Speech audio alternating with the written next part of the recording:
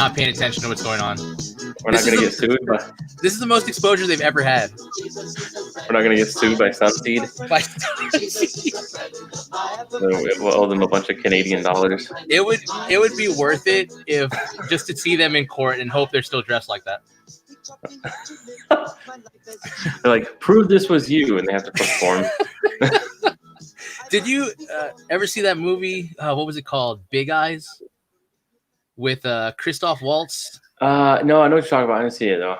About the artist or something. Yeah, it's pretty good because there's a scene like that where they're disputing who came up with the idea for a specific style of art, and the judge is like, "Well, get 2 canvases in here and both of you paint it, and we'll see who invented it." Like whoever can do it, obviously, is the one that did it. That's like King Solomon style. Like that's next level judgment. Chop the baby in half and exactly. Like, get him in here. We'll do a display and that's a good judge. And it's like true. It's based on a true story too. So I guess that really happened. Yeah, that's awesome. All right, so we on? We're on. We're going. All right, cool. So, hello and welcome to this week's edition of The Time and Place. Almost said tell him Steve Dave. But, that's how he starts it. Yeah, that's how he starts that podcast. I always like that. Like, hello and welcome to this week's edition of Tell him Steve Dave. I've listened, and then he introduces everybody because it's all audio only. So we don't have to do that because you can just see. You see that it's both of us. It's just two of us. We're fabulous tonight. So she is off I guess changing her life or something tonight. So she's bettering herself as we sit here. Bettering herself. Her and her family are bettering themselves. Maybe that's what they're taking tonight off. But so it's just Julian and I holding down the fort here, and tonight we're going to talk about music and culture from a Christian worldview, and primarily how Christian culture just has often been so cheesy, and especially through the 90s. So Julian and I are 90s kids, and we grew up in the thick of all that contemporary Christian music of when Christian started rocking out, Christian music started. I guess it started more like in the 60s and 70s probably, but it was really when it became an industry. Like it was a thing. It wasn't just a novelty. Right. They weren't seen as like sinners straying from the hymns and stuff. I think anymore. I think it was becoming more accepted through the 90s, through the 80s and 90s, Christian rock and Christian contemporary music.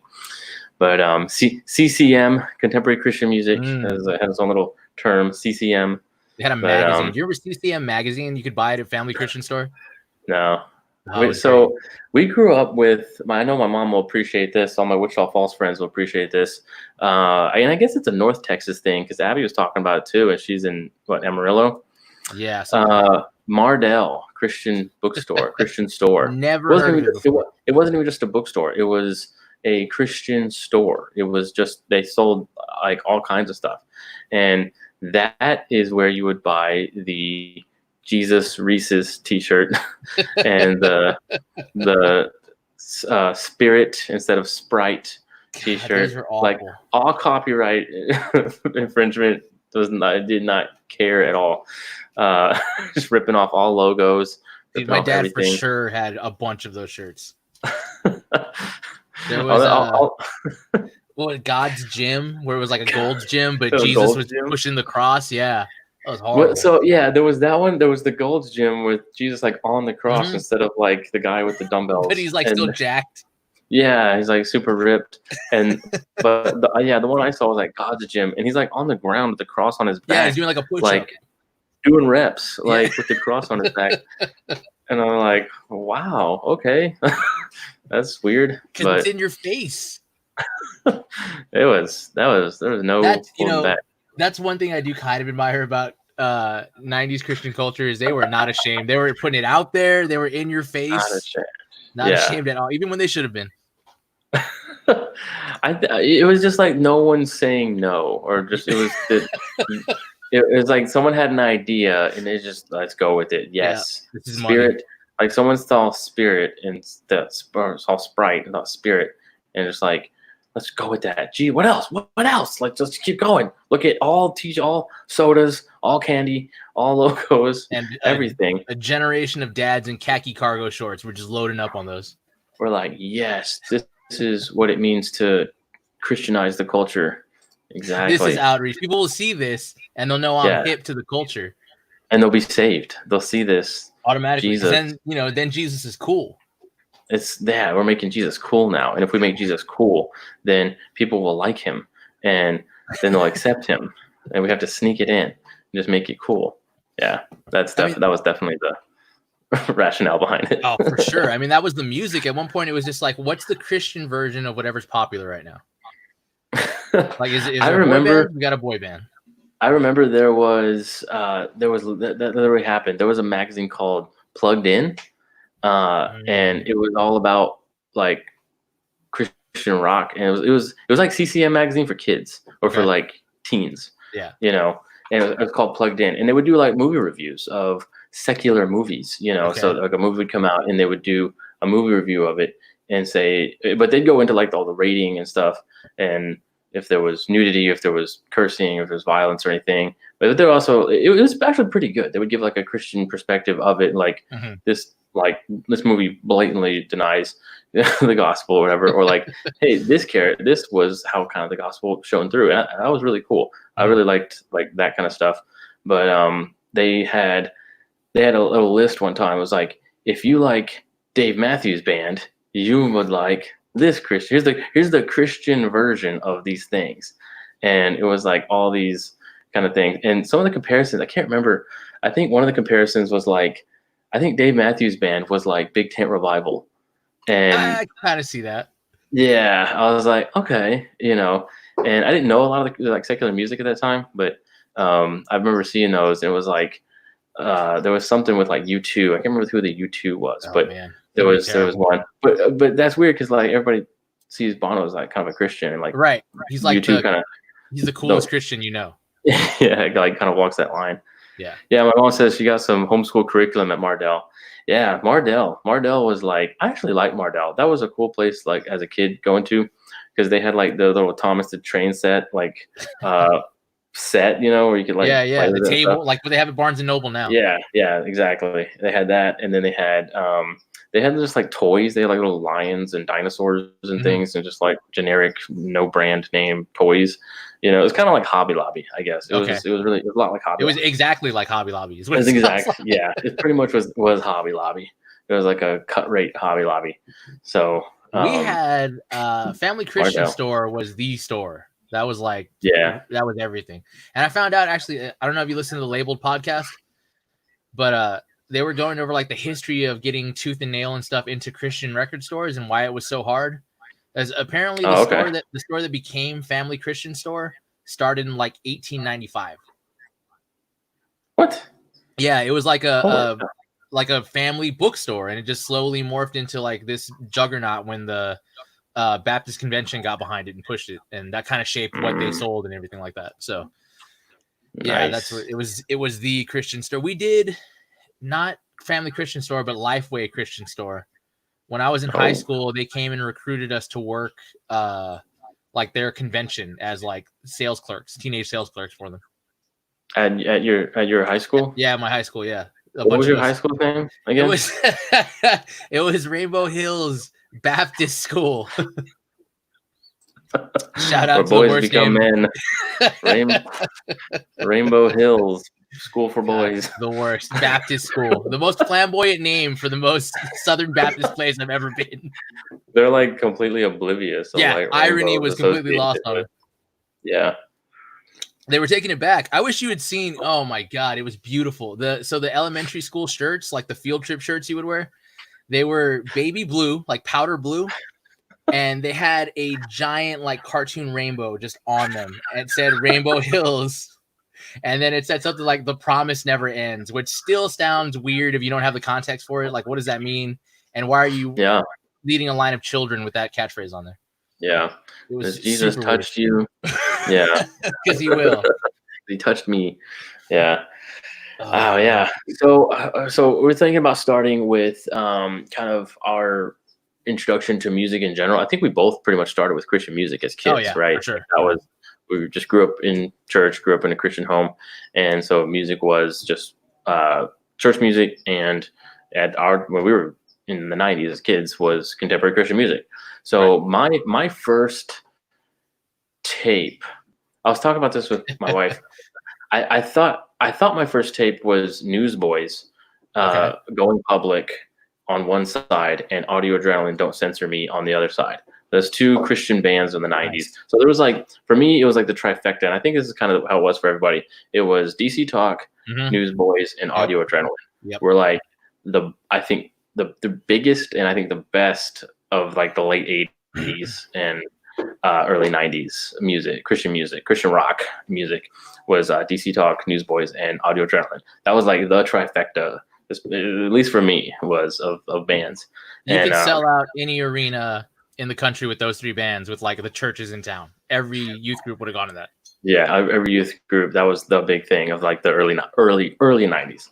And then they're all still around in some form today. But my first tape was a recorded tape. It wasn't even an official tape. It was a burned tape. I think my dad made from the CD or another tape or something. And one side was Newsboys, Going Public, and Audio Adrenaline, Don't Censor Me. And the song cut off the on Don't Censor Me. I remember the song was cut off. There was enough He tape. didn't check the runtime on the tape, how many minutes he had. I don't know. It's just whatever I get on the CD, whatever I get on the tape. And so now when I listen to Don't Censor Me, I know where it cut off because I learned it with the cutoff. And I remember I got the CDs. I finally heard the end of these songs. But I think I remember that specifically at one house we lived in. But I remember another house earlier we lived in, listening to a tape, and it was Hanson, Mbop. Okay, that was like Hanson. I think that was my first tape. Oh man, I think that was my sister's tape. So it wasn't mine. My tape was Newsboys.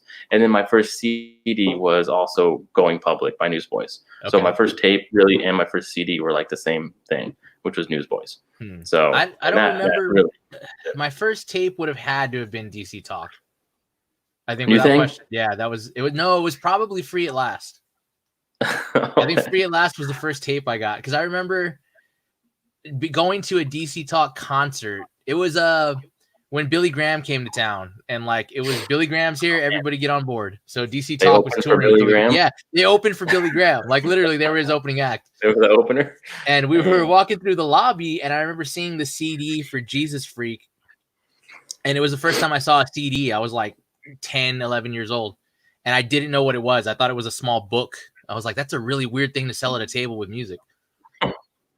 Yeah, I remember we'd get the little CD-ROMs and stuff, so I knew that, or the AOL things. Yeah, the free minutes. The free minutes or whatever. I knew a CD, and I knew what CDs were, but my dad got me a little boombox stereo thing with a CD player, and Newsboys, Going Public. Yeah, it had to. So that was the first one. For sure was Free at Last, and then shortly after that, I don't remember what the company was called, but it was almost like Columbia House, where you would order CDs for $1.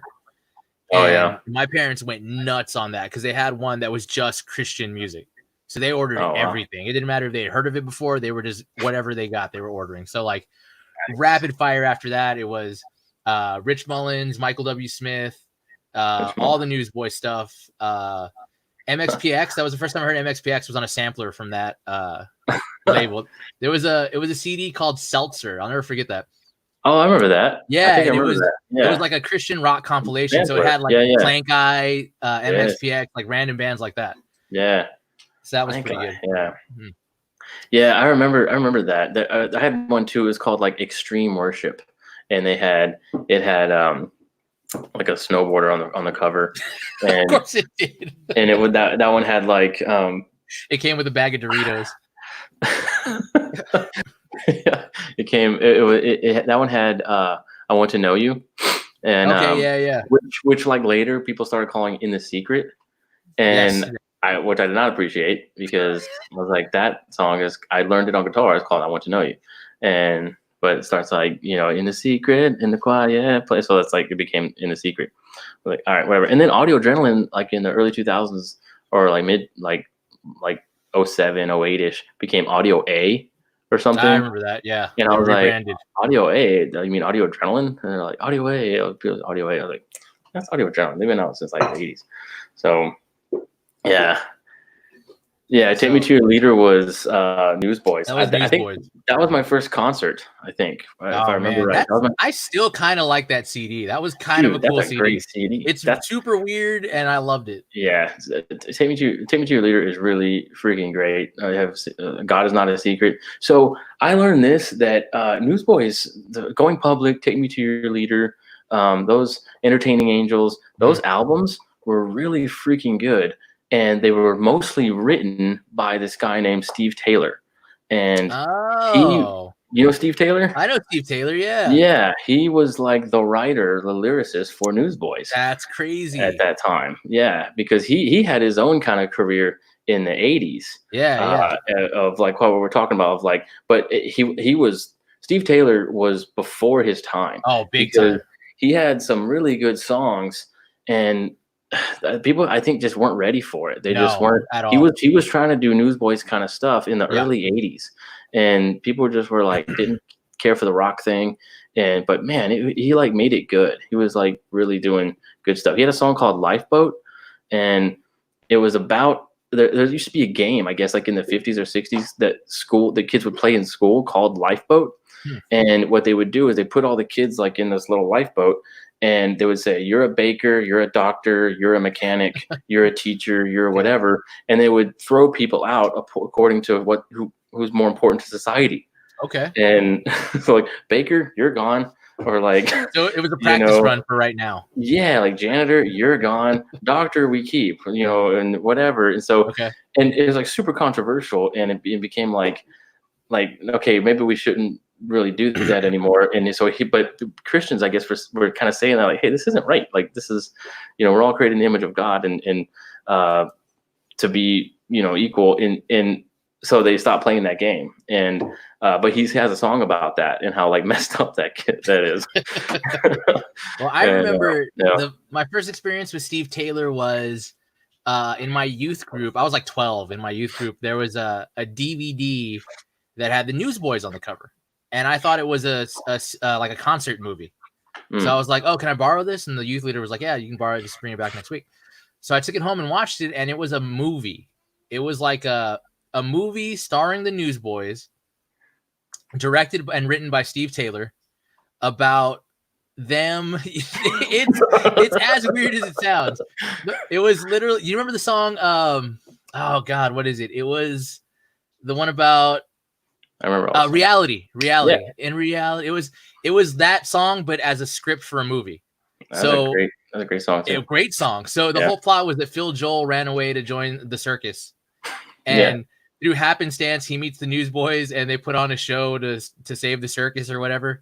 And there was weird, like abstract, like absurdist movie stuff. Like one of them had a remote control where they could rewind the movie, and it would go back and replay. It was weird, man. But that was the first time I remember seeing Steve Taylor, the guy, and I was like, I gotta know more. This guy's weird. I gotta know more about him. Yeah, he had a song called "Jesus Is for Losers."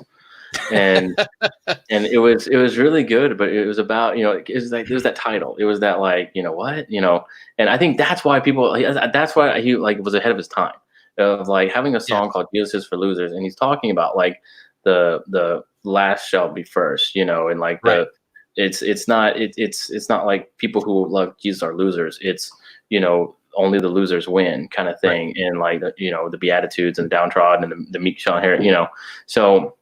That's what it's about. But it was just cool how he did the lyrics and did the name of that, like Jesus for Losers. And he had another song called Banner Man, and which was like making fun of the guy at sports like football games and basketball games or whatever that would hold the John 3:16. Oh yeah, the John 3:16. Yeah. Because that became like a big popular thing at sports events, is for someone to just John 3:16. Just that's it. I remember that guy. Yeah. Yeah, and so it was just like anybody. So that became Banner Man. So whoever did that was Banner Man, and so the song is called Banner Man, and it was really funny. It was just making fun of that. And again, I think Christians just weren't ready to poke fun at themselves that way. The way he was doing it. But he wrote a lot of the songs, like my favorite songs from Newsboys were written by Steve Taylor. And so, they they had a lot of great lyrics in their song and stuff. So I was looking at like the history of Christian music, trying to find the origin point, because it like, to me, I'm done. Hold on a second. Christian music. The Rona. You got the Rona. Christian music and gospel music don't feel like the same thing to me. Gospel music? Yeah. When I think gospel music, yes. Or like even like 50s, like some old white man with big hair playing the guitar with his family band, like that's gospel music. So I was like, okay, so where did Christian music come from? Yeah. And the thing that it goes back to is the 60s and 70s, the Jesus movement, the Jesus freak movement. The Jesus freak movement, yeah. All the hippies that got saved were like, well, we play guitar. Let's play guitar for Jesus. Mm-hmm. And that was kind of the hippie Christian stuff. Right, yeah. The hippie Christian stuff, yeah. That was the beginning of it. And then it was like sanitized over time when it was like, oh, there's a market for this, so let's mainstream it a little bit. Yeah.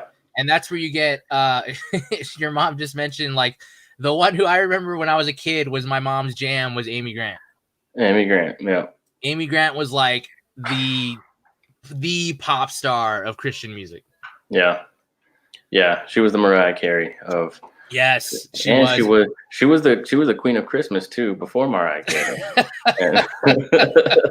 and then Mariah Carey came along and knocked her off as the Queen of Christmas. Yeah. Dave Martinez shouting out Petra. Petra was good too. They had Petra Praise, and those like the only two I had, which were praise and worship songs. They weren't really like they didn't write those songs. It was like Lord, I lift your name on high. Yes. I love you. They're Lord. like they're standing on the mountain, and it was like the rock cries out or something. Yeah. Dude, those are good though. Like they're I love you, Lord. I lift your name on high.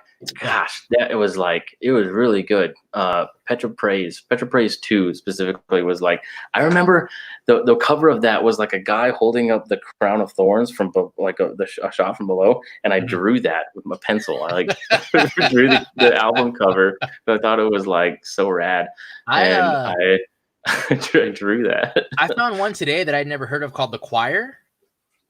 Never heard. And they were like a late 80s one, and they were almost in the vein of like REM. Oh jeez. And no, it's like I listened to it expecting it to be terrible. Like I looked up it was like the 10 most influential songs on early Christian music, and it had stuff you would kind of expect, like Larry Norman was on there. Keith Green was on there. Keith Green with his afro. I only remember Keith Green from like that one picture where he's like doing this and he has the afro, like all the tribute albums. Tight pants and stuff. Yeah, yes, dude. Those polyester super tight pants. But the Choir was on there, and I looked them up, and they're actually pretty good. Like they're not quite REM, but they could have been like on an 80s mix, like 80s drive time radio. The Choir. REM. You don't like REM either now? I mean, that's REM. I mean, REM's not as good as some, like they're not Depeche Mode, but they're Depeche Mode. God. So we were texting last night and kind of talking about music and stuff and what we liked in high school, and we were talking about how like,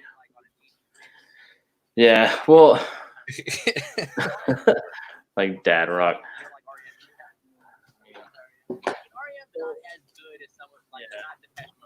Who's echoing? Are you echoing or am I echoing? I'm echoing. I'm trying. I think I went live or something. Yeah, you probably clicked on the I'm trying to share. I'm trying to like keep the comments on Facebook and stuff, and I'm messing things up. But no, we were talking about like identifying people by what kind of music they like. Yes. And I think that's something that's done a lot. And I think that's something that when you were like listening to Christian music, it was always like, even today when it was like, oh, what was your first CD? What was your first concert? What was it? And it's like Christian rock, and it's just this immediate like stigma of like, big time.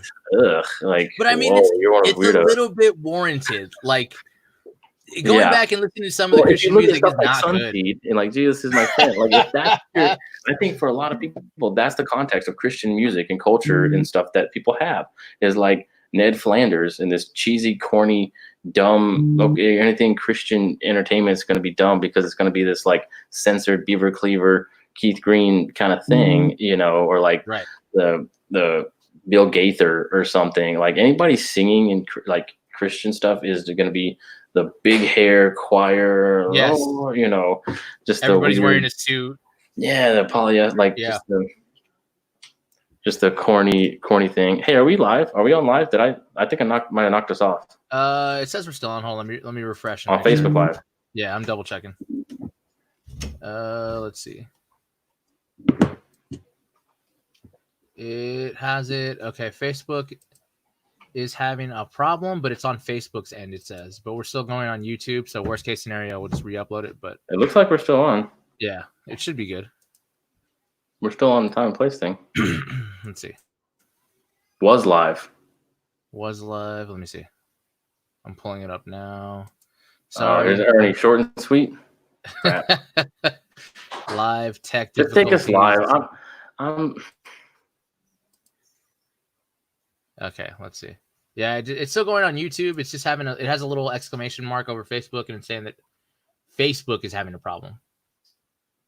So unrelated to their stream, Facebook is just having issues right now. Well, can we get back on? I can give it a shot, but I don't know if it'll do anything. Bro, we gotta get back on. Let's see. Okay, hold on. Every time I try to do something on the computer, my computer's so old and slow and glitchy. It's terrible. I was trying to share it, and it's not working. I was trying to see comments on my computer, and it just doesn't work. It doesn't show it on your actual like window where you're the stream, whatever. StreamYard? Yeah. I get one pop up every once in a while. Oh, on the side. Yeah, on the side. Oh, I had it on private chat. I see live comments. Yeah, then you can click the comment. You can click the comment and it pops up on the screen. Oh, okay. Let's see. Wow. There we go. Yeah. It's still public. It's just Facebook's having an issue, so I don't know.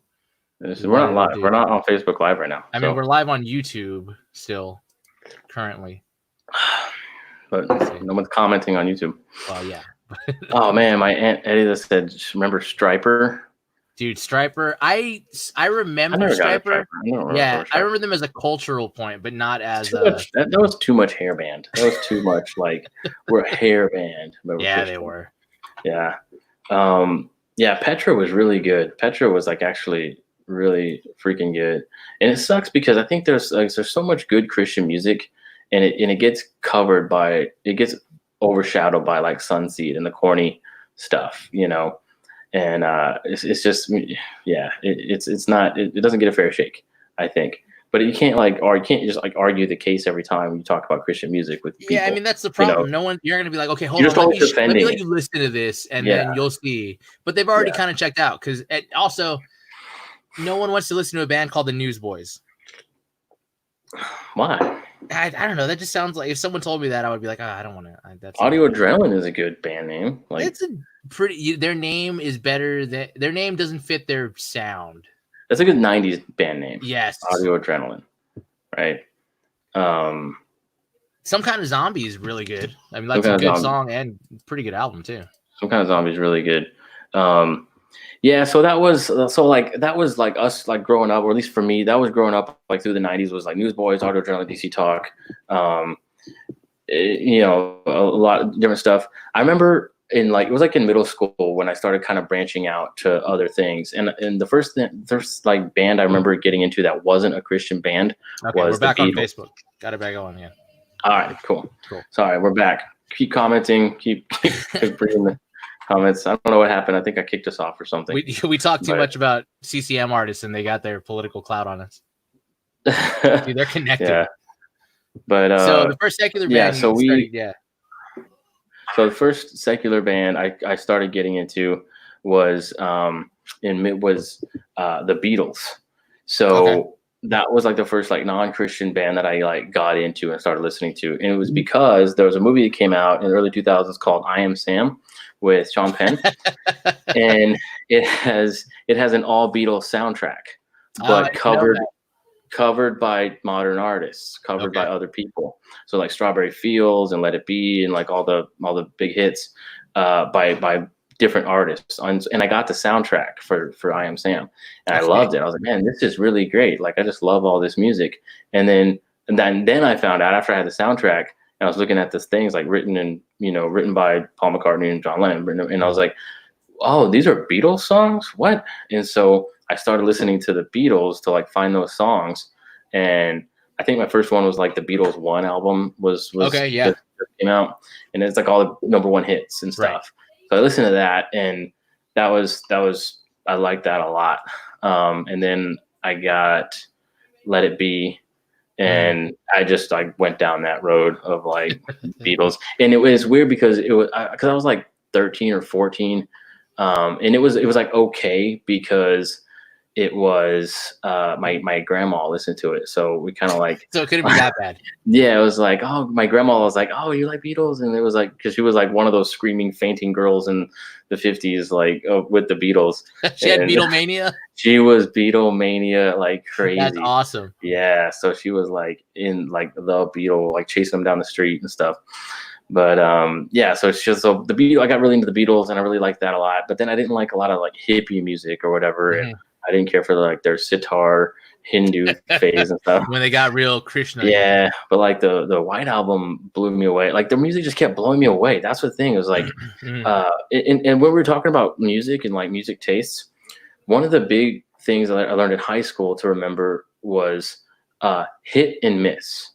A band can be hit and miss, and it's like, you know, they have a bunch of really good songs, and you have to like be a fan of them. It's like, no, you don't. You can. It's okay to like a couple songs and just not like you can't listen to the rest of the album. Like I remember, like I kind of feel that way about Radiohead.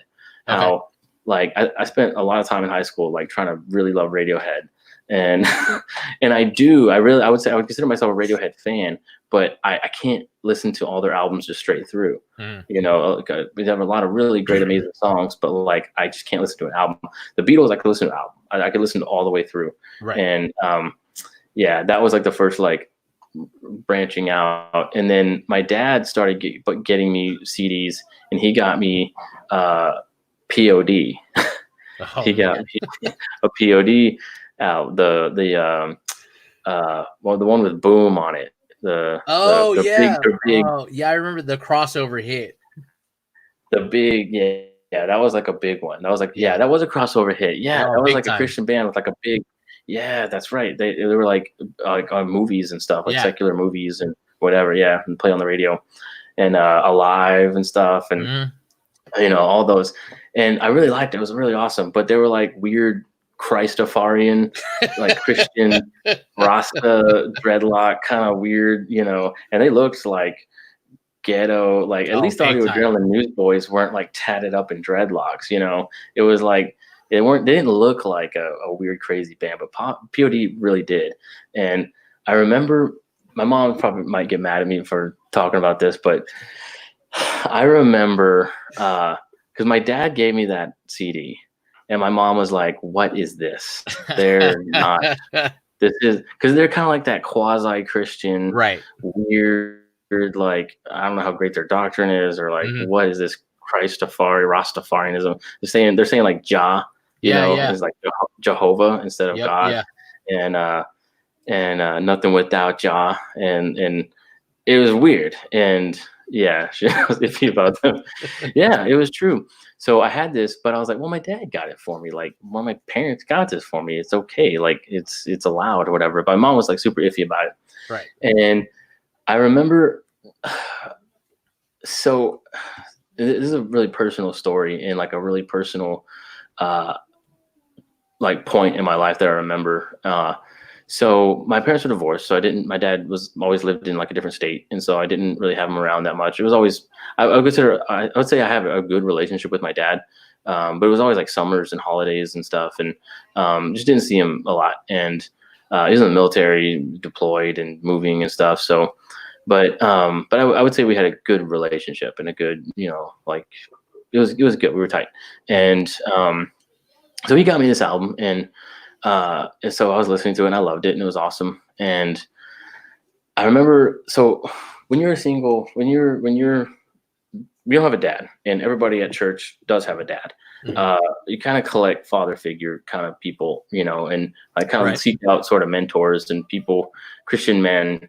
The Christian men in the church I grew up in really did a great job of like taking me under their wing and helping me out, helping my mom out and stuff. And man, it was just like, there's this weird like feminization of the church that's gone on in the last like 20 or so years. I don't know anything about that, because the church I grew up in was like the men led everything. Right. The men led Sunday school, the men led worship, the men preached, the men like just did all. It was great. It was a perfect example of like men being Christian leaders in the church, and like everybody homeschooled, everybody, mostly a lot of people were in the military. And it was just really like leader Christian men stance. It wasn't the back row Baptist men hate being at church, feminine, whatever. Right. So it was a really good example of that. So I had a lot of people that really taught me a lot, like really shaped my Christian worldview with that, as far as that goes, as far as masculine manhood, biblical manhood and stuff. And there was this one friend and his dad, and they took me dove hunting one time. And I was like, oh, okay, this is cool. I think it was the first time I've ever been hunting. So I went hunting, and it was like overnight. And then like the next day we came back, and it was fun. I mean, I don't really care for the outdoors. So I'm what you call indoorsy. And you're the guy in Saving Private Ryan with the glasses writing the letters home to the. You're not on the front line. You're writing letters. Yeah. No, I was not. I'm not super outdoorsy. I mean, I like it. It was fun, but I was like, all right, I'm bored. So we were going home, and he listened to, and this was like a super conservative, super like no rock, no. Right. They were like a super like big time kind of family like that, and we're in the truck driving back, and they were listening to POD, that album, and I was like, y'all are listening to this? What? This is crazy.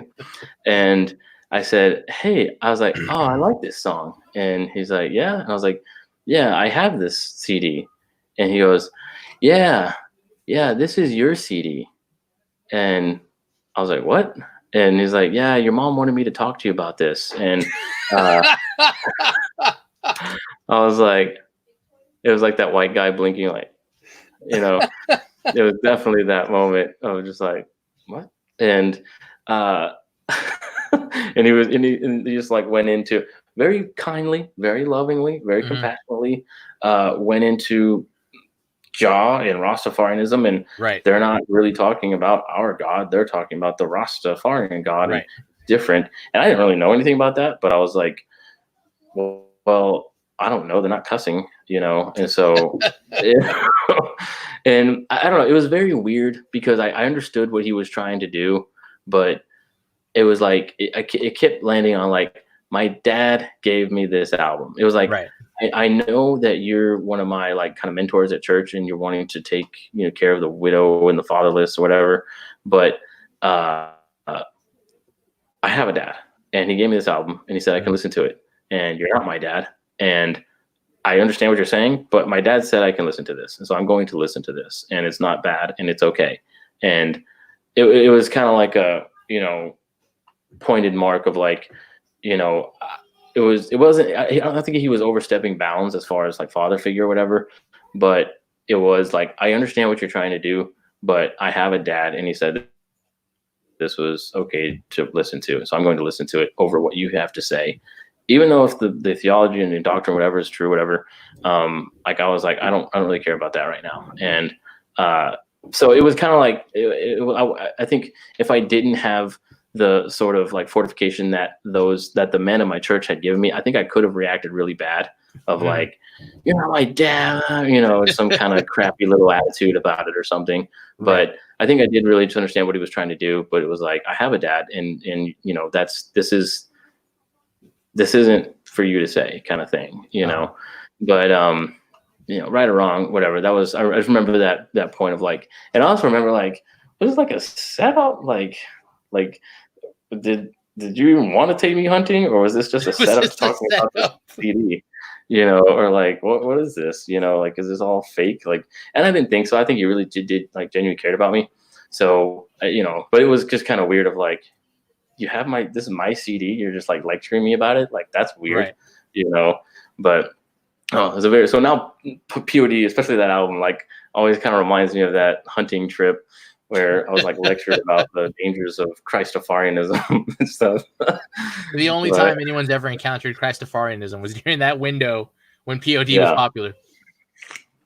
But I mean that, you know, to be fair, and this is kind of where I kind of turned on Christian music a little bit. Most of the theology is not good. Like, I remember the first time I had like an awakening moment where I was like, this is bad theology. Was it was a song from, I want to say it was from Mark Schultz. It was on because my parents were like glued to Caleb. That was all that was on in the car. And if your CD player was dead, that's what you were listening to. So he had a song, and I don't remember the name of the song, but I remember specifically the lyrics were, every knee will bow, every tongue confess. And I was like, okay, we're on point. And the next part is that he is love, and love has come for us all. And I was like, I get the point you're making, but that's not what that verse is talking about. Like, you know, the every knee will bow, every tongue confess is like the end. That's the judgment point. That's the victory point, not the Jesus came to hug us all point. Mm-hmm. And kind of that was where I started to think, okay, well, maybe this music's kind of shallow. Maybe it's just saying like what it's supposed to say to check the marks to get on Christian radio. And that was a weird time period when all Christian music became worship music, when like every band was putting out a worship album, and the Newsboys became a worship band, and that, you know, that was what was they became a worship band. Like, I remember that. It was all in on it. Devotion, I think, was like their first worship album. And it was good. I mean, it was okay. Good, but it was a switch, because right before that was Love, Liberty, Disco. And I love that album. That's a great album that I still listen to. But then it became this weird like church music band. Mm-hmm. And that kind of became Christian music in general, was just like church music. That was what it was. Like Hillsong and yes. Jesus you could hear it on the Culture radio. You could also sing it on Sunday morning. It was like across the board. And I guess I might have checked out completely if Tooth and Nail Records didn't exist at that point. Like that was the last thing that I was holding on to. Go into Tooth and Nail a little bit, because I remember like I had very little exposure to Tooth and Nail. I mean, I didn't know what they were. I knew the bands, but I was like, I didn't like follow Tooth and Nail. I followed like MXPX and like just some bands. I didn't like the labels and stuff. I was like, I don't know, you know, what the record company is. I remember a few record labels that stuck out, because I was weird like that. I paid attention to who was putting out what albums. Like Forefront Records was the big like safe Christian rock, because they put out DC Talk. They put out a lot of those like standard Caleb Forefront Records. There was Dove Records was another one. And then Goatee Records. Goatee was Toby McKeon's label. He started, And they had Reliant K. And I only knew that because of Reliant K. Reliant K is like if I had to like pick a favorite band that I just liked, I thought it was really great music, really great writing, and like got me through like tough times in high school or whatever. Like Heart Songs, you know, would be Reliant K. They're like overall top favorite band of all time. Well, they're the only ones that actually like they progressively got better. Every album from them was a better album, like lyrically and musically was just better all around. But they're a band that I think should have been a Tooth and Nail band, because Goatee Records for the most part was like John Rubin. I think Grits was on there. Out of Eden, it was like urban music. That's what Goatee was like, the market they were going after. Oh, it's hip hop. That's Toby Mac. Exactly. But Tooth and Nail. Tooth and Nail came out of kind of like the early 90s Christian metal scene, when it was just like Zayo was like the only one that was doing it.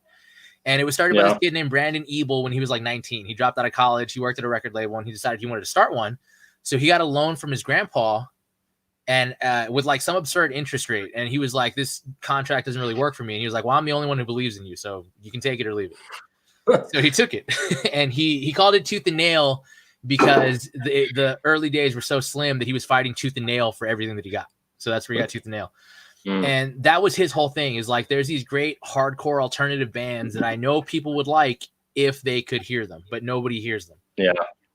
So I think he was from Seattle. So that was kind of where they started off. And then eventually they moved to California. But yeah, they kind of were the alternative Christian. What bands were on Tooth and Nail? Tooth and Nail, the early run, that was MXPX. Early OC Supertones was Tooth and Nail.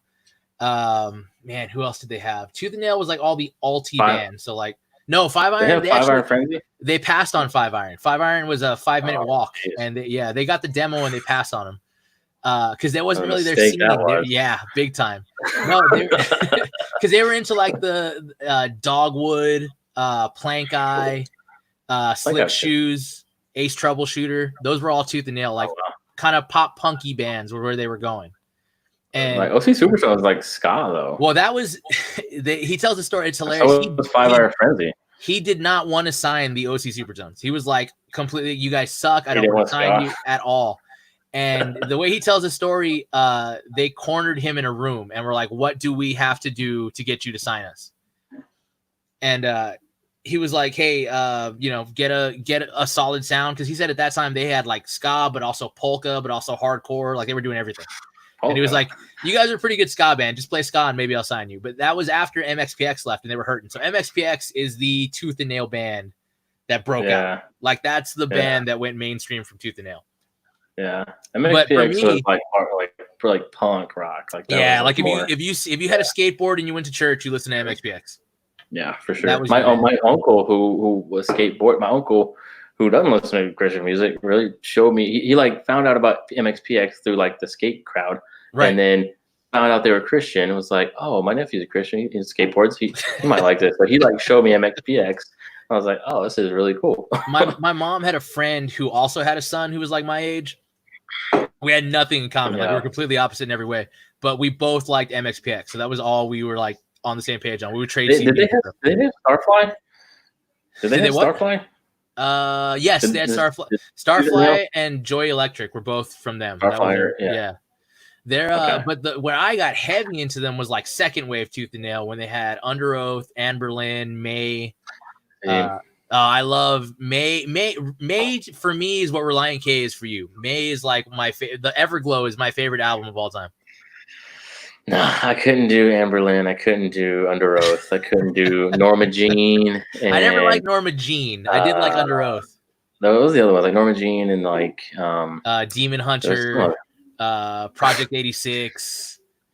That was like more late high school, and I was like, I was pretty much listening to no Christian music at that time. Well, that was the bridge for me because that was at the same time I got into the earliest seed was Kevin Max. Kevin Max was the thing that kind of set my musical taste forever because he was weird and out there. He was 1/3 of DC Talk. The best third, I would say. Yeah, he had that signature voice, that vibrato. Oh, sure. Beautiful. Yeah. And everybody said Toby Mac, Michael Tate, and the other guy. DC Talk was like Toby Mac, Michael Tate, and the other guy. And for me, Toby Mac was the other guy because for sure. I knew Michael Tate, and I knew Kevin Max, and I was like, who's the other guy? Well, Toby Mac was the guy in the rock band that couldn't sing. Like the other two guys could sing, and he's just this other guy that's kind of there. Yeah. I'm like, why are they carrying him along? He was the idea man. He was like the producer. He was the Steve Jobs. He didn't build an iPod, but he had a vision for it. Somebody else had to make it work. But Kevin Max was the one that set me off. When I listened to Kevin Max, I was like, okay, what does he like? And he likes the Beatles, and he likes REM, and he likes The Cure and the Smiths. So I was like, okay, I'm gonna check that out because I like that. And then so getting into that. And then around that same time, May, Anberlin, all the stuff they were listening to, because Anberlin has a cover of The Cure on their first album. So I was like, okay, The Cure, they like them. I got to check that out.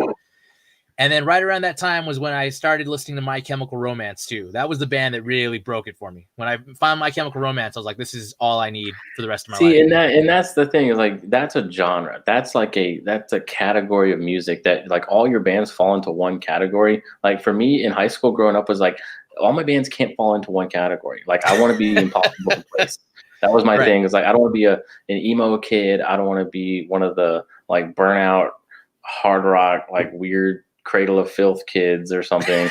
I don't want to be you weren't into Mushroomhead and Taproot. I didn't want to be the Tool 9 Inch Nails guy. Nobody likes Tool. I didn't want to be. Yeah, it was just like, man, I just didn't want to be pegged into those or whatever. But I wanted to like pick of all of them. It was I got into that later when I got to a little bit older and I had friends that had different taste in music. Like, oh, have you heard Cake? And I was like, no, I've never heard Cake. Let's listen to that. And I love Cake. Like Cake is Yeah. also one of my favorite bands. Cake is freaking good. Yeah. So then it really started to like, yeah. So No.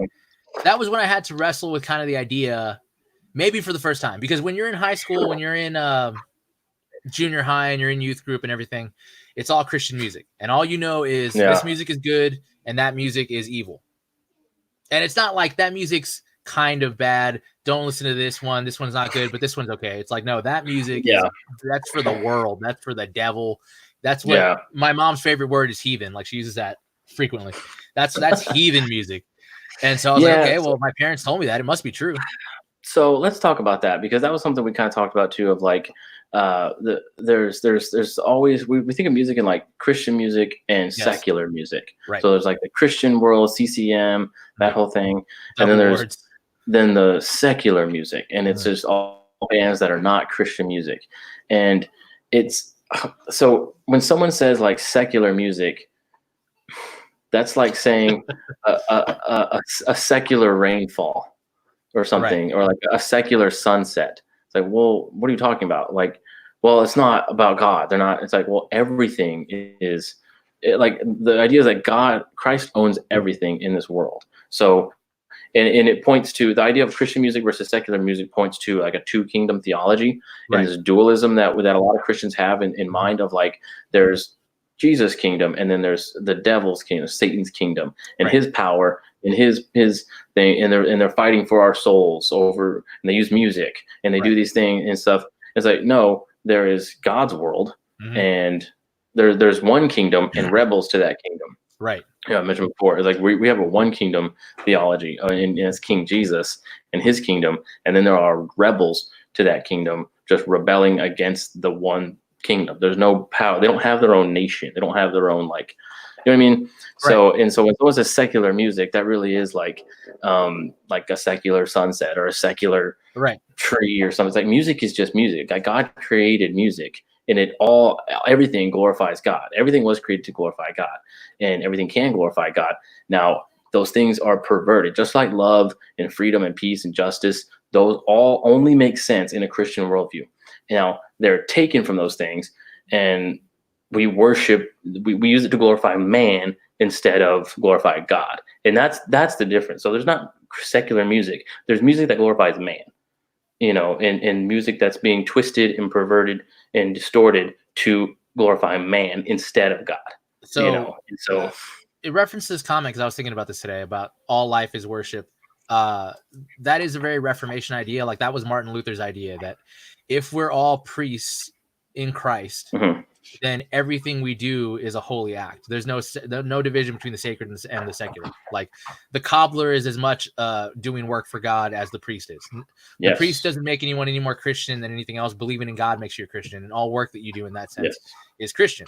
But I mean, that's not a idea divorced from the Bible. Therefore, present your bodies as a living sacrifice. This is a holy and acceptable act of worship. Like the whole life is whatever you eat and drink or whatsoever you do it all to the glory of God. Or the idea of just work. Don't work so that you may be seen by men, but work as if unto God. Like that was one thing that was instilled to me in that kind of idea, that when you're working, you're not doing it for your boss. You are, but ultimately you're doing it as a witness for the Lord. That's the point of what you're doing. And that's what the Bible says, like, do it as unto the Lord. And so it's not, the same goes for like, oh, I'm in ministry and I'm not in ministry. I have a Christian, like a ministry job or a secular job. Right. And it's like, no, that you're all, if you're a Christian, you're on mission. If you're a Christian, your workplace, your family, your school, everything's a mission field in a ministry.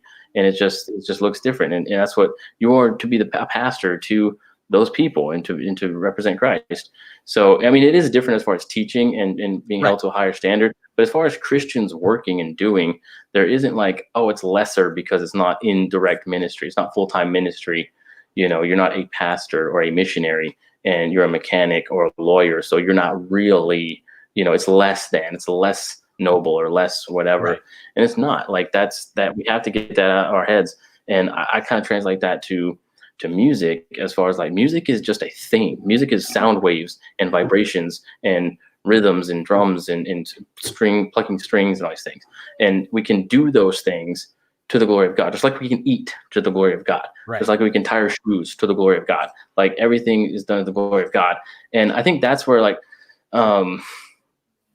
Ernie puts worship in this category of like, it's not glorifying to God or something. Like he's dividing worship to glorification, and like worship doesn't fall under glorification for some reason. I don't really understand that, of like there is worship and then there's glorifying God. We do everything to glorify the glorification of God except for worship, and that's a special thing. It's done by itself. So yeah, so I say no service is not worship.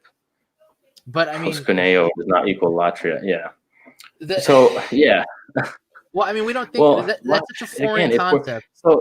So that's so you talk about latria and like dulia or something, because that's a Catholic idea of like, well, there's worship we do to God, and there's the lesser worship we do to Mary and the saints. And well, I mean, that's the idea of worship. That's the idea of the Mass too. This is worship. That's the idea of the Mass, is that the Mass was for the Mass, and then there was like the special, the Mass could come into this part, but then the other part is for the church, the Christians. And like the way you're talking about, because I agree with you 100%. There's things are neutral. Music is not a thing that is evil. Well, but it's not neutral. It's God's. Right. That's like, and that's what I mean by that. I it's like the idea. Yeah. Right. Like we don't look at music and say music goes in the bad category, and food goes in the good category, and sex goes in the bad category. It's like, no, it doesn't work that way. Like these are all things that God made, and you can use them wrongly, but you can also use them rightly. And I don't understand. It's a foreign concept because you don't think about that growing up. Like God is the creator of everything. Like, yeah, okay, I understand that, but no, everything. Like we are artistic because God created art. We are creative because God is creative. Like that's how this works. Yeah. And in Hebrews 2:8 it says, putting everything in subjection under his feet. Now, in putting everything in subjection to him, Christ, he left nothing outside his control. At present, we do not yet see everything in subjection to him, but we see him who for a little while was made lower than the angels, namely Jesus, crowned with glory and honor because of the suffering of death, that by the grace of God he might taste death for everyone. But just that idea of like, in verse 10, for it is fitting that he for whom and by whom all things exist, in bringing many sons to glory. It's all authority has been given to God. Everything is under his control, and everything belongs to him. Now we, in like the Romans 2 idea of like, we reject that, and we rather worship the created thing rather than the creator. That's what we're doing when we use music to glorify self, to glorify man, and materialism and stuff. And that all is pointing to the most popular false god of today, which is the god of self. And that's what it comes down to. I want to look at this comment real quick because it's something that totally disagree. Bible does not present worship in that way. They had to go to a special place at a given time to do a specific thing in the OT worship. It was never presented as everything you do is worship. But the whole idea in the New Testament, when Jesus comes and unpacks all those things, is like you're doing the ritual, and that's all you're doing. None of that means anything because there's no intent behind it. There's no heart to it.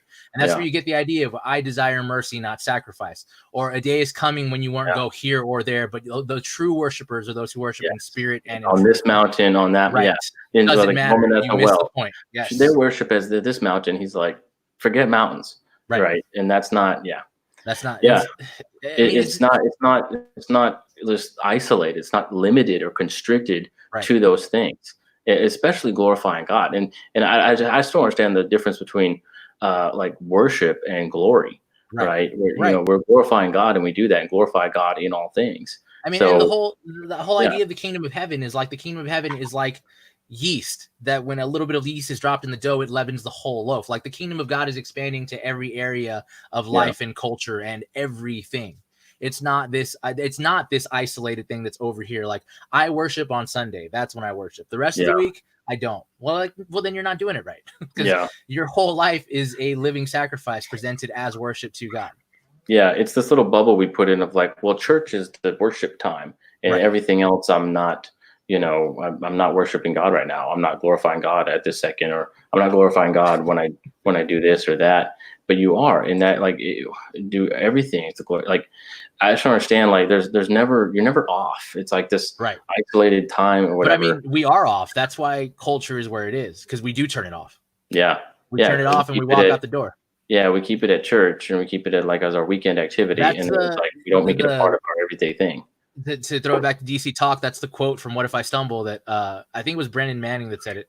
The greatest single cause of atheism in the world today is Christians who acknowledge Jesus with their lips, then walk out the door and deny him by their lifestyle. Yeah. And that is what an unbelieving world simply finds unbelievable. So like, we do have that idea. We switch it off. It's like, well, I have to go to work today. I can't talk about Jesus at work. This isn't work. This isn't worship. It's like the idea of, like, well, I'm not sacrificing right now. It's like, well, you're a living sacrifice. Yes, you are. Like, that's your whole life is God's. There's no, we can't compartmentalize it that way of, like, well, this is my Christian thing, and this is my worship thing, and this is my basketball thing, and this is my whatever, my bicycling thing, my hobby, whatever, and that has nothing to do with God. That is not the case. That is not, your bicycle thing has something to do with God, because God owns it all, first of all, and you can do everything as a witness to God, and everything leads to a throne, and everything you do leads to a path. And so you're either glorifying God with what you're doing, or you're glorifying self. We do it with money, we do it with relationships, we do it with education, we do it with philosophy, we do it with everything, church, worship, music, everything. We're either glorifying ourselves or glorifying God. And when he says if everything I do is worship, then it's, worship is vain. That's kind of the Ecclesiastes idea, that everything under the sun is vanity. Everything is fleeting. Everything is useless. Everything is whatever. But that's the point of Ecclesiastes, that he searched and tried everything, and it was pointless and meaningless and vain. The only satisfaction is in God. So apart from God, for those things, for themselves, they are vain in themselves. They are vain, pointless, and they will give you nothing. But only if you're with making God. money to have money, exactly. It's like, if you're making money to have money, then you're right. That's in vain. If you're playing music because you want to just hear something loud, you're right. You're just making a loud noise. But if the heart and intention of that is to glorify God with what you're doing, then that's glory. That's worship. And we can do those things. And again, it's either going to glorify ourselves, glorify the created thing, or glorify God. And I was thinking about this today in the Old Testament, when Moses is given what he needs to build the Ark of the Covenant, there's the specific craftsman that's mentioned, that he was a skilled craftsman, that he was the one that he was to go to build the Ark. Like, breaking it down, this guy was good at what he did to a high degree. And speaking, reform, he was good at what he did to a high degree so that he could make these things for the temple. Like, the reason that he was good at what he did was for God. Yeah, it's like, it's almost flirts with like a Gnostic idea of, like, well, there's things of God, and then there's things of the world. We should shun these things of the world, or they're just meaningless in and of themselves. And there's spiritual things that are real. Those are the good things. Our natural bodies are nothing. Oh, please shed this mortal coil or whatever. It's like, no, that's godly. That's part of it. It's why Jesus had a bodily resurrection, and that's what separated him from the Greek philosophy of, like, well, no, human body, that's bad. No. It's going to be reformed. It's going to be glorified. Or that's the problem with the Christianity to the Greek world, was the idea that why would God put on flesh? That's decrepit. That's horrible. Why would he do that? That doesn't make any sense. Yeah. So, I mean, that's because Christianity has, in a way, adopted that Platonic worldview of, like, the sacred secular divide. The earth is bad, the spirit is good.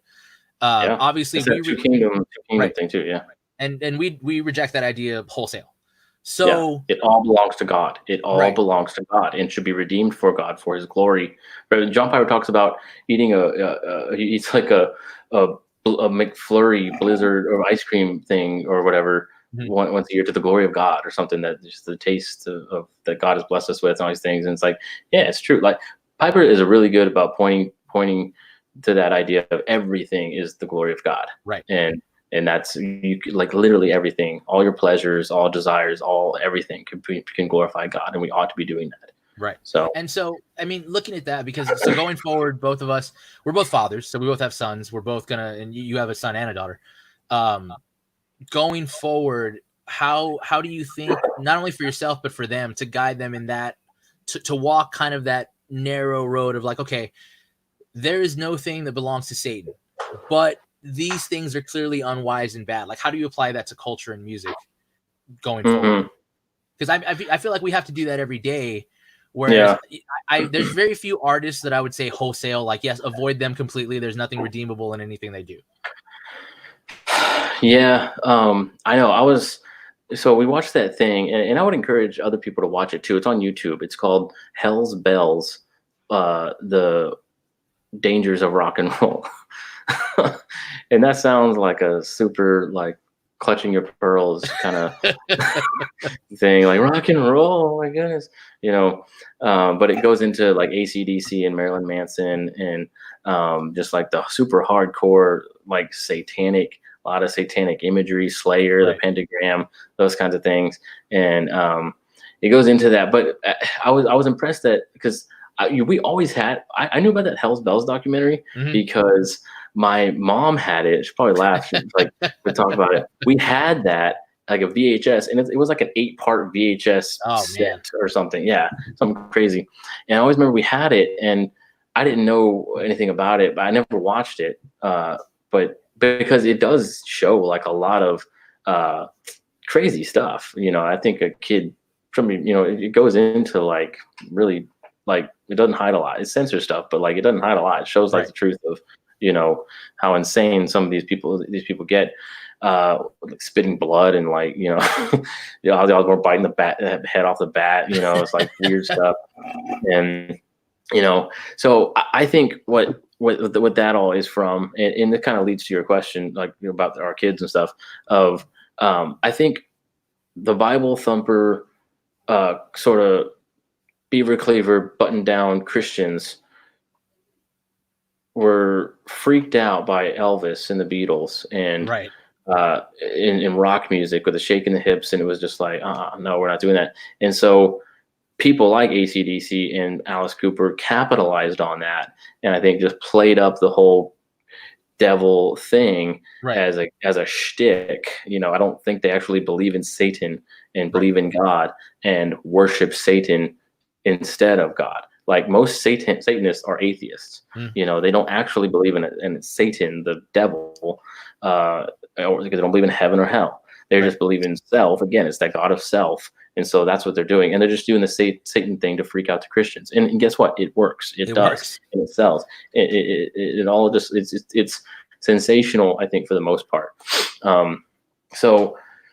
But I think the worldview that it promotes is anti-Christian and anti-God, and satanic and demonic. Like, I don't think, it is weird because we get caught up in the imagery and in the weird freak out stuff, like the 666 and the pentagrams and all those things. But I don't think there's any pentagrams in hell, right? I don't think there's any 666 in hell. Like, we know what that means with Caesar Nero and the beast and the mark and everything. But that stuff's played up with these bands. And so kids just get into this kind of cultural thing. And like, I don't think anybody listening to Slayer believes in God, or Satan. They just want to piss off their parents, and just like they like the fast music or whatever, and so they just go for it. So I think that's a lot of where that comes from. As far as like music can be demonic and satanic, but so can business, and so can politics, and so can Oprah. That's the thing, is like, I think the problem is that we have this weird image that Satanism is like big and in your face and robot. It's like, no, Satan is subtle. It's not going to be, if it was so obvious if it was so easy to avoid, you would just avoid it. Like, it's more subtle than that. It's the idea. I forget who talked about this. It might've been Shapiro, which was kind of funny that he talked about it, but he was talking about how on Friends, like, Ross and Rachel aren't married, but they're sleeping together and they're having a relationship, but you root for them because you like Ross and Rachel. They're nice people. And you would want to be their friend if they were real, even though what they're doing is wrong. It's the subtlety of that. Like, well, and it's kind of like the argument, the homosexual argument, like, well, it's two people that love each other. Why is that bad? It's not it's not the pride parade every day in your face, just blatant. And I think that's, we talked about how I think you get a worse. It's a normalization of an alternate worldview. Exactly. And that's kind of what the music is, because the music, to a certain extent, a non-Christian can't help but make nihilistic things. Because that's their worldview. And I think that a lot of Christians are freaked out by the satanic, like, imagery of all these bands and stuff, because they don't know how to actually contend with anti-Christian worldviews, right? So I think it's weird. I think naturalism and Darwinism is more dangerous than Slayer and Metallica. Right. You know what I mean? Like that, like, because that's a normalization of philosophy of origins that is anti-Christian, anti-biblical, and worshiping the man over the thing. And it's just like, this is what's true, and it's not sensational. It's not freaky and weird. It's just like that's what creeps into our schools and stuff. Like, I'd rather my kid listen to Slayer than go to public school, you know. And like, well, I mean, that, it's the myth of reasonability. Like, Slayer doesn't look reasonable. They're guys with big hair and they yell and they scream and it's loud and that's scary. But like, you know, your science professor, why would he not be? He's a reasonable guy. He can't be that. Whatever he's saying can't be that bad. This is what everybody thinks. It must have something to it. Yeah, and so as far as our kids, like, because I was talking with Lauren about this, like, what do we do with our kids? Like, what are we going to let them listen to? What are we going to let them watch and stuff?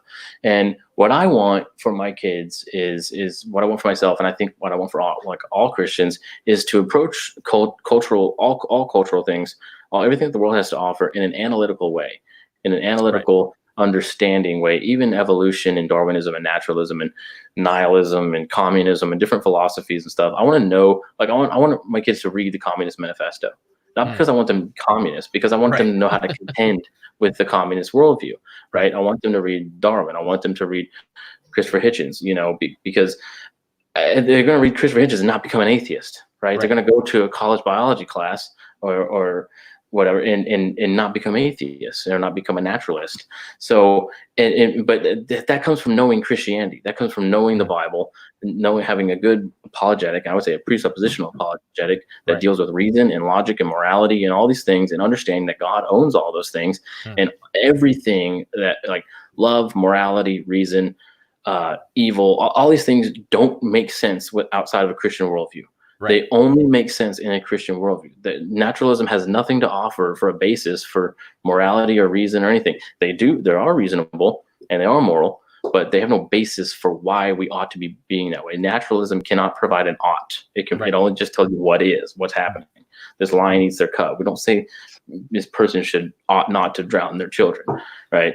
We just say some people do. That's what naturalism can. So I'm just saying, Christians can't contend with that. Christians can't engage the culture and contend with the culture, so they just hide from the culture. They just hide from these things and say, don't listen to it, just stay away from that, don't watch that movie, don't listen to that song, don't read that book, don't whatever, because it's just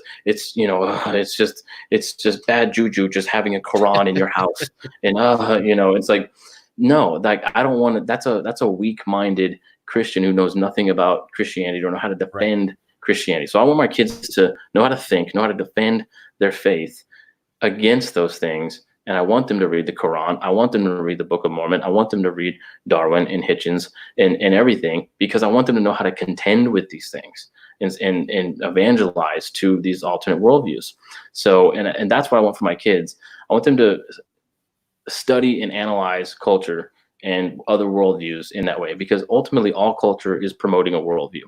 And that's what, like, the Satanism and the secular music is all promoting a materialistic, self-centered worldview, man-centered worldview that glorifies man and the material things instead of God.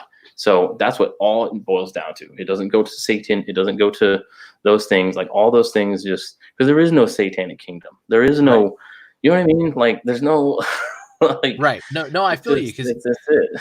But I mean, and the problem is, I was trying to come up with an analogy that works for it, because I think of art as a weapon, right? Like, it's a very potent weapon to use in a culture battle, because the easiest way to get an idea across to somebody is to get it through story.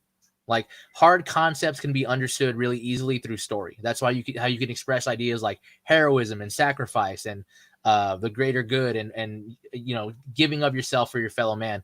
Those things are hard to conceptualize, but if you see them in somebody, in an action, then like, oh, okay, Han Solo is a good person because he didn't just leave when he could have, and he came back to save Luke to help him blow up the Death Star. He was a good person. He did the risky thing for a good person. So, and those concepts, like you said, they only make sense in a Christian worldview. So God has given us these things. He's given us music and art and story to use for us to glorify him, to spread these ideas, to teach lessons to each other, things like that. But we don't want them. because we think they can't be used. So I was thinking of it's almost like we're getting ready to go to battle, and our king sent us a bunch of swords, and we opened the box, looked at them, put them away, and pushed them outside, and said we don't need these. And instead, the enemy found them and was like, "We'll for sure use these." Yeah, because they're sharp. Be careful, don't touch them. Don't touch them. You might cut yourself. Yeah. And rather than teaching you how to use it, I'm just going to tell you to avoid it. I'm going to put a fence around a fence. Yeah, and that puts a stigma on it, and so that's where you get this rebellious, rebellion. Kids who just want to rebel, and so they say like, "Well, I was always my parents always warned me against this or that, so I'm going to do that just to piss them off." Right. And I would say that's the sin, not the thing you're listening to, not the thing. It's the attitude behind it. They're just like, I'm just going to listen to this because it's going to piss my parents off, or whatever. And I'm going to crank up the music really loud. Stuff you don't even like at some point. It's just, I know you don't like it, so that's why I'm going to listen to it. Yeah, so that makes it cool. That makes that's what I want to listen to it. Yeah, it's like drinking. Like I know Doug Wilson talks about like parents have a responsibility to teach their children how to drink, you know, and smoke and do these things of like, because if it's just a shunned thing, then it is going to have this ooh, like sensational appeal to it of like, man, I just want to indulge in it. They have no idea how to interact with it, and that's when you get bad situations. But if it's like always been there and it's never like super hidden too much, then and it's always understood and like taught how to engage with these things, then I think that's a better way to go about it, because then it's not this foreign thing that they stumble across and just like have no context for and no like, whoa, wow, this is insane. I'm being blown away right now, and yeah, I want them to be aware of these ideas and worldviews. And then when they hear them, they'll know like, okay, well, I know that's wrong. So, and that kind of unequippedness, I think, has started to kind of show itself in Christian music, to come back to that. Like we're starting to see, and there was a little bit when I was younger, I remember it happening a little bit, but now more and more, there's starting to be this apostasy in Christian music. Like these artists who were dyed in the wool church kids are now like, well, I just don't believe that anymore. And it's always when I was confronted with these ideas, I couldn't answer them. Lauren Daigle, Lauren Daigle was one of them. What's the other guy? Marty Simpson, who was I think he wrote for did you write for Elevation or somebody else? I think I would talk about Hillsong or he wrote a ton of songs that are sang in church all the time. So he knew the right words, he knew where to put them, he knew how to phrase it, but he didn't believe it. Yeah. And that's just this emotional, sensational, experiential Christianity that they have of just like super, like I'm just feeling it and I'm crying right now. So that makes it real and solid, but it's not. Like those feelings go away, and someone's going to ask you about homosexuality, and you have to have an answer. Like, what are you talking about? And it's just so, Jars of Clay came out for gay marriage. Wow. Of like seeing no reason, no biblical reason to not support gay marriage. So that was kind of surprising. Wow, okay. So that was Jennifer Knapp was the one that I was like, whoa. Do you remember Jennifer Knapp? Yeah. Because she just came out. Yeah, barely. Yeah. Was she the one? There was one Christian girl singer who had, I think she had came out with an album or like a song or something, and where she was going from Christian music to secular, worldly, man glorifying music to, and it was called. It was a parody of "It Is Well With My Soul," and it was called "It Is Well Worth My Soul." Wow, no, I don't have to look that up. I don't remember that. Holy crap! I can't remember who it was, but it was like some girl, and it had a song or something called "It Is Well With My Soul." It's like, holy crap! But I mean, that makes sense when you have a shallow Christianity, when you just have stories about a bunch of animals on a boat. And like this idea of a homeless man that was nice to people and didn't judge anyone, like that can't stand up to the scrutiny of the world that's offering you everything because you're talented and you're special and we can do stuff with you. And there's people who admire you and enjoy. Like you can do something with your talent better than this shallow thing you've been sold. And like we don't. We also, as Christians, I'm saying, have a tendency to find somebody who's talented and shove them into the limelight without making sure that we have a solid foundation underneath them. Like, I mean, Katy Perry started with Christian music. Exactly. Yeah. For sure. But it was like some weird Pentecostal soft doctrine. I mean, she was a preacher's kid. That was her thing. Yeah. And it was like this super experiential, feelings-based doctrine or a denomination that had no solid foot in the Bible. And so as soon as Yeah. And that's how biblically how Satan tempts everyone is with the world, you know, like so he tempted Jesus, like all these kingdoms, all these things, basically everything that boy bands get. They get the world, they get the girls, they get the money, they get the world, like everything at, you know, at the cost of their soul. And that's what Satan wants. He doesn't care about pentagrams and biting bats' heads off. He doesn't care about that. He cares about you glorifying yourself. And that, but that goes for everything. That's Oprah. That's self-care crap. That's all these, and like I said, a lot of Christian music is just man-centered instead of God-centered and Christ-centered. Glorification and worship and edification, all those things are or it's all man-centered, and that's what Satan wants. We didn't even get into like Christian movies, and like I try not to watch them as much as I can because they're so bad. But there's one that's coming out. I saw the trailer for it. I forget what I saw it on, but it's called Overcomer, and it's like a sports movie. It's about, you know, overcoming your obstacles, and it's just that facing the Giants with with a kid named David who has to kick a last-minute field goal against the Giants. But that's what I didn't see that. That's what you get from the Bible. You're an overcomer. Nothing is too big for you. You can overcome any obstacle. That's what the song told me. That's how I understand it. Help you. Yeah. It's help you live your best life now. Right. It's Joel Osteen's dream. Yeah, it's crazy. Yeah, my mom said, she said, because we were taught that drums were the sounds of foreign cults, like real jungle witchcraft. I think because we had strong missionaries that were supported by our church, and they told us stories of the drums they heard in the middle of the night, and their church would be vandalized in the morning. They experienced real God-hating witchcraft, so drums were bad. But I mean, that's like saying somebody mugged me with the knife one time, so I threw out all my silverware because, you know, if someone used it, I can't use it. Yeah, exactly. It doesn't even have to be that dramatic. It could just be like, I'm playing drums because it's awesome and I'm great. Look at me, I'm wonderful. Look how skilled I am. Worship me, and they do, and they give you money, girls, and give you everything you want. Anything you want. And that's the danger of drums. That, you know, but it's not the drums. It's the intention and heart and glorification behind it, and what's being used for. So. Yeah, I mean, yeah, it's just we have these material things that God created in the world, and that we can either use for the glorification of God or glorification of man. And Satan wants you to glorify yourself. He doesn't want you to like throw up the sign and the 666 and the pentagram. Like, sure, those things all point to materialism and atheism and man-centered worldview anyway, and he wants that. So sure, if you're going to use that, great. But yeah, it would be less obvious. And I think we're more worried about those things. We're more worried about Iron Maiden and less worried about Joel Osteen or Oprah or self-care stuff of like, that's all doing the same exact thing, glorifying man over God. Self-centered worldview. Self-care is like it's so deep, and it is so deep because self-care is self-idolatry. Like this idea of like, you need to put you first sometimes. Like that's such an anti-biblical idea all the time. And we're sacrificing our children for self. We're sacrificing our marriages. We're sacrificing our job. Everything falls down at the altar of self. If you're unhappy, change it, lose it, fix it, because your happiness is paramount to everything.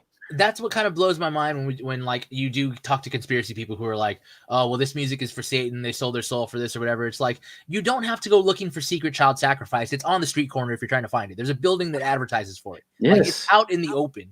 Have you heard of the Grove? What is it? Bohemian Grove? Yes.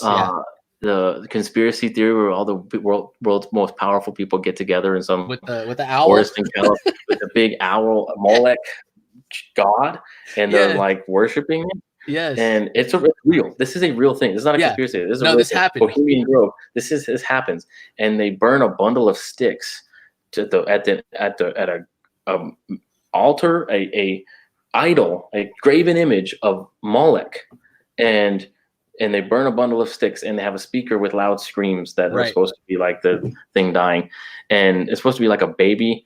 And people are freaking out about that. And it's like, oh my, like I'm talking about it right now. People are probably freaking out of like, what are you talking about? This is a real thing.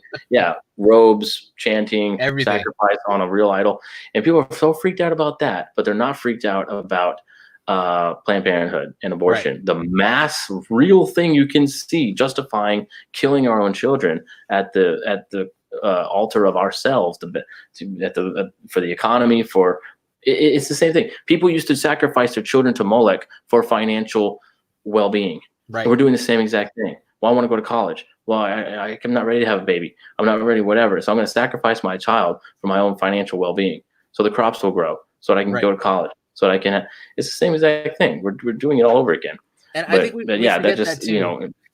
Like the first temptation wasn't the temptation to worship Satan. The first temptation was the temptation to be like God. Like for you to take control of your own life. Autonomy was the first temptation, and that's what we fell for. Yeah. And that's what we keep falling for, because we want autonomy so bad. Yeah. And and that's, music, having a skill that people will give you money for is the quickest route to autonomy. Like if you're a musician and you're good enough to where people will give you money to do that thing and nothing else, that's your road to autonomy. That's your key to being your own God.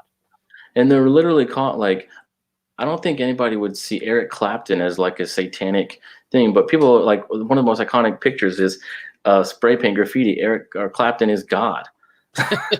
And that's the thing, is like Clapton is God. And well, I mean, it's built into the culture, like the idea of teen idol or American Idol, like it's built into the culture. This is what we idolize. Right. But we idolize it because that's what we want.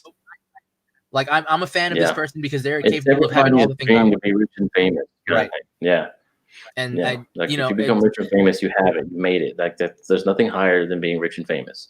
You have all power. You have all resources. You have any opportunity, even like to do something good. If you're rich and famous, then you can do anything you want. Even any good, they say. But I mean, yeah. That's what it comes down to, is the materialism of music and culture and everything. Like every movie and music song that's made points to the false god of self, to glorify self or to glorify God, right? And that goes for everything. That goes for all things. I know. We gotta have Ernie on, because he's a good mouthpiece for like the opposite of like a lot of things that we believe. So I don't want to sound like we just crapped on Christian music for a whole hour and a half. Yeah. But so like there is some good, solid Christian music, the music that is actually glorifying to God in lyric and music itself. So who do you think is actually, who would you like actually listen to and take time to be like, oh, this guy is actually good, this guy's solid in some way, guy or girl or group? For me, like for Christian music, it's hard now, because like stuff that blows me away now is like the super theological, doctrinal, like Beautiful Eulogy or Shylin or something, like a lot of hip hop, hard reform Calvinist hip hop stuff that's out there. That's actually really good. But it's hard too, because it's like being a Christian, hearing a Christian song that wouldn't affect somebody who doesn't have a relationship with Christ, like that can blow my socks off, because I know God. Right. And but someone who doesn't is like, well, they're talking about someone I don't know. Like, I mean, and that's the problem when it's like technical theological hip hop. Like, I need thee, is like, I need thee every hour. Like, holy crap. Like, that's like, it really, because we know God and we want to please him. And we understand how that battle between what we want in the flesh and, what we want to please God, but, spirit is willing, the flesh is weak. We know that battle. We know that's an aspect of our life that we know, that people don't know God. They don't know that battle. They don't worry about that. They're not worried about pleasing God. So they have no battle. So when a song talks about that struggle of like wanting to please God, but sinning and just that whole battle, that's going to hit us differently than it's going to hit someone who does not have a relationship with God, peaceful relationship with God. But so it's hard to say. Like there's a song by Lifehouse called I forget what it's called. It's like You're All I Want, or I can't remember. I'll post it, because there's this church that did a skit to it, and again, This sounds cheesy, right? This sounds like, for sure. What are you talking about? This Right. it is. It like I watch it and I see the cheese and I see the corny, like it's like, oh, this is so corny, but like I'm in tears like after like the end of it. And but it's because I know what they're saying. I know that struggle with the world and things that the world has to offer, and rejecting those, and wanting to follow God. And so like just knowing that and seeing that displayed in artistic form is like, whoa, that's super crazy.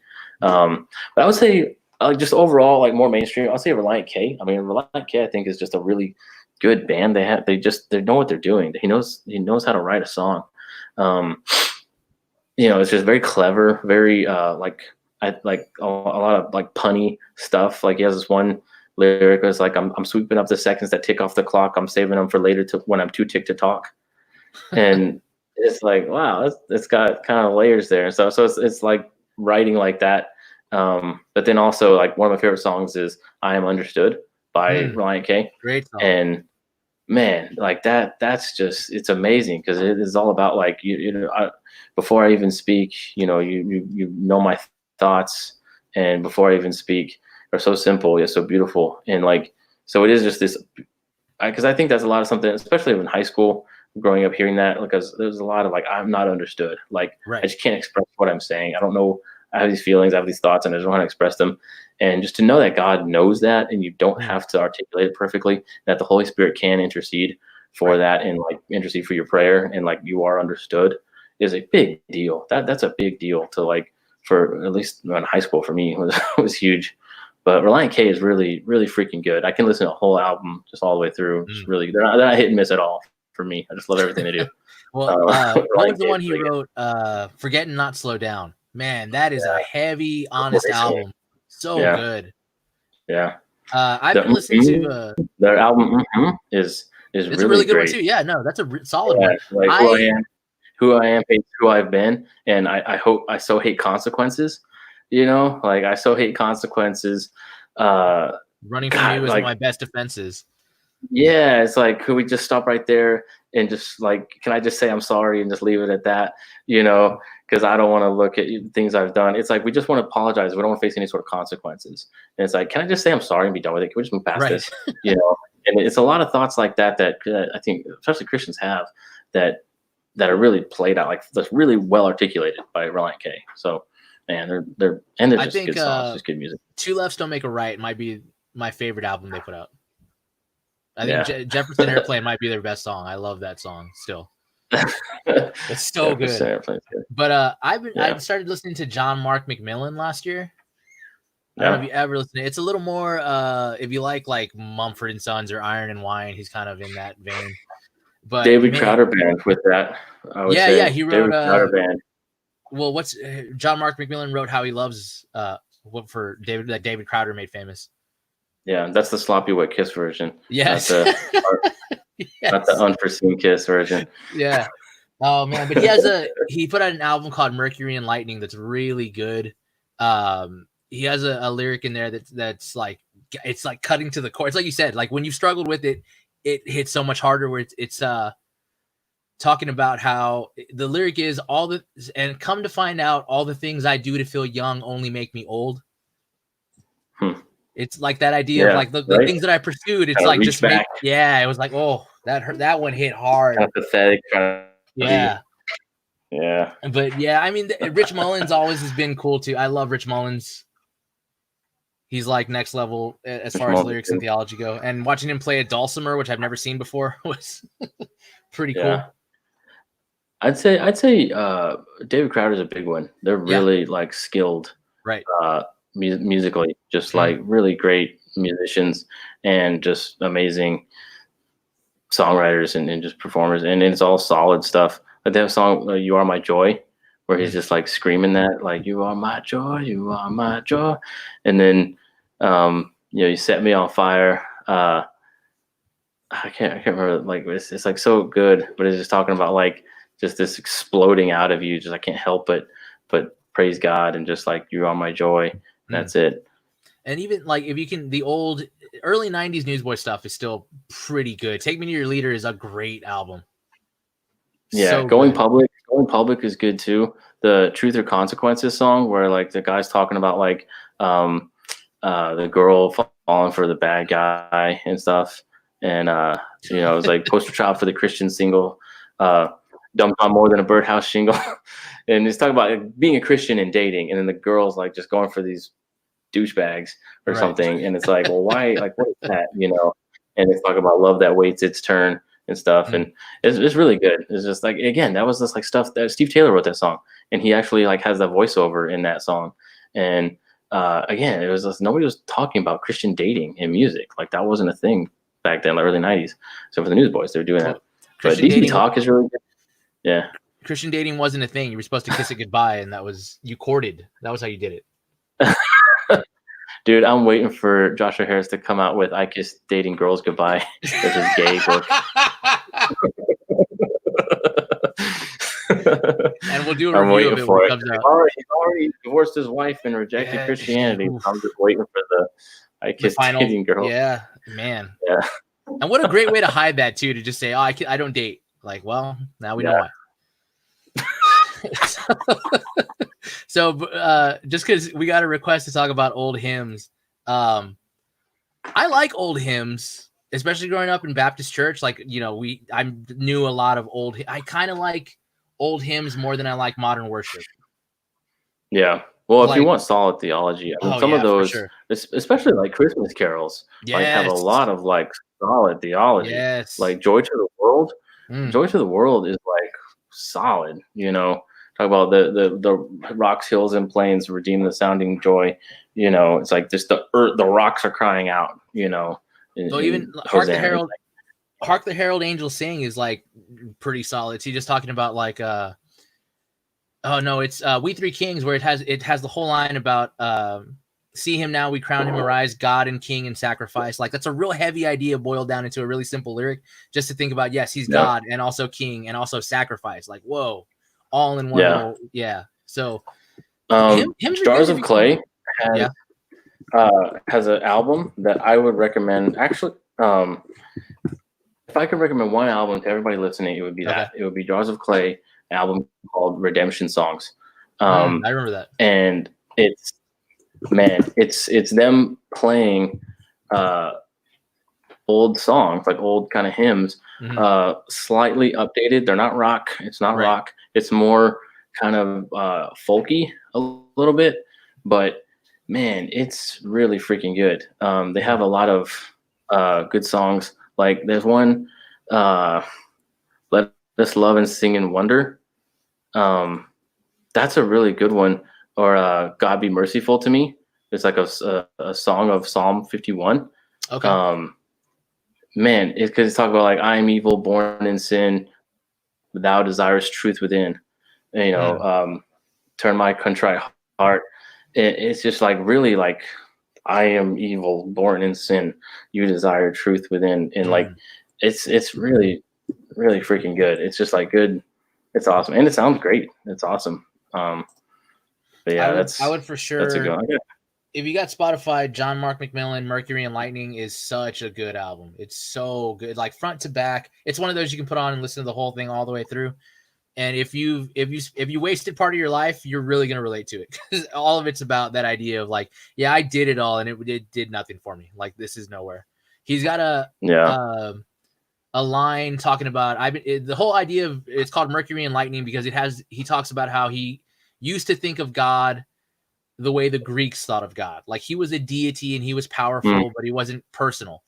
And he said that when he got to the end of his rope, it felt like trying to chase down Hermes. Like you can't catch him, but you're trying to chase him and you're trying to run, you're trying to grab him. To him, that's what it felt like pursuing God all those years. And now he's at a point of like, okay, I'm done with my pursuit of God. Like I'm just going to live in the brokenness and admit that I can't do anything in myself to fix what's wrong with me. And like that's where you find him, not chasing him with the right things to say or the right things to do, or the whole self-righteousness doesn't work.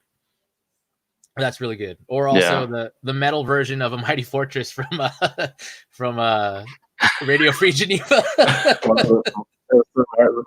Oh my, who sings that? I don't know. I've never been able to like track that. I've never been able to track that down. But it's not like I couldn't find an album. It's is our God. Yeah, it's so good. Petra version or something. Oh, It's like awesome. it's like Striper or Petra or something. Yeah, I want to read. Go ahead. Maybe we can end it with this because it's getting late. Cool. This is the lyrics to one of those songs, to God Be Merciful to Me. It's so good. It says, God be merciful to me, on thy grace I rest my plea. Plenteous in compassion thou, blot out my transgression now. That wash me, make me pure within, cleanse, oh cleanse me from my sin. My transgressions I confess, grief and guilt my soul oppress. I have sinned against thy grace, and provoked thee to thy face. I confess thy judgment just, speechless I thy mercy trust. I am evil, born in sin, thou desirest truth within. Thou alone my Savior art, teach thy wisdom to my heart. Make me pure, thy grace bestow, wash me whiter than the snow. Gracious God, my heart renew, make my spirit right and true. Thy salvation's joy impart, steadfast make my willing heart. Broken, humbled to the dust, by thy wrath and judgment just. Let my contrite heart rejoice, and in gladness hear thy voice. From my sins, oh hide thy face, blot them out in boundless grace. God, it's such a you are God and I am man, and that is such a God-centered song that is like true worship, true glorification of God through music and lyrics, and it's so good. Redemption Songs by Jars of Clay. Spotify that. Awesome. You won't regret it. It's really good. So thanks everyone for coming on with us tonight. We hope it was edifying. We hope it was clarifying in some things. You don't have to feel guilty for listening to stuff that's not on K-Love, but just be wise with what you do. So, discernment, wisdom, discernment, and just know the Bible, know God's truth, and glorify God and God-centered and not man-centered with what you do. Speaking of Spotify, we're on Spotify, so find us on there. Podcast episodes are up. We're also on YouTube, and we'll see you guys next week with Abby. Hopefully she'll be back, so we'll see you guys then. Yeah. Right. All right. See y'all.